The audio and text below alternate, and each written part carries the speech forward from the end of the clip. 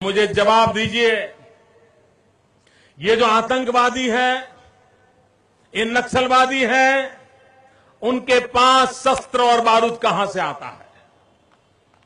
वो तो विदेश की धरती से आता है और सीमाएं संपूर्ण रूप से आपके कब्जे में है। सीमा सुरक्षा बल आपके कब्जे में है। मैंने उनको दूसरा सवाल पूछा। हमने कहा आतंकवादियों के पास धन आता है, हवाले से आता है, पूरा मनी ट्रांजैक्शन का कारोबार भारत सरकार के कब्जे में है, आरबीआई के अंडर में है, बैंकों के माध्यम से होता है। क्या प्रधानमंत्री आप इतनी निगरानी नहीं रख सकते कि ये जो धन विदेश से आकर के आतंकवादियों के पास जाता है आपके हाथ में है, आप उसको क्यों नहीं रोकते हैं? मैंने तीसरा सवाल उनको पूछा कि विदेशों से घुसपैठिए आते हैं, घुसपैठिए आतंकवादियों के रूप में आते हैं, आतंकवादी घटनाएं करते हैं, भाग जाते हैं। प्रधानमंत्री जी आप मुझे बताइए, सीमाएं आपके हाथ में है, कोस्टल सिक्योरिटी आपके हाथ में है, बीएसएफ सेना सब आपके हाथ में है, नेवी आपके हाथ में है, ये विदेश से घुसपैठिए कैसे घुट जाते हैं? मैंने चौथा सवाल पूछा, सारा कम्युनिकेशन भारत सरकार के अंडर में है।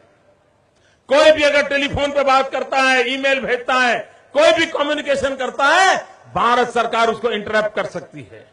इंटरप्ट कर करके जानकारियां पा सकती है कि आतंकवादी गतिविधि के अंदर कौन सा कम्युनिकेशन चल रहा है और आप उसे रोक सकते हो। मैं पूछना चाहता हूं प्रधानमंत्री जी को, इस विषय में आपने क्या किया है? मैंने पांचवा सवाल उनको पूछा कि आप विदेशों में जो आतंकवादी भाग चुके हैं, जो लोग विदेश में बैठ करके हिंदुस्तान में आतंकवाद की घटनाएं कर रहे हैं, उनको प्रत्यारोपण के द्वारा हिंदुस्तान लाने का हमें अधिकार होता है।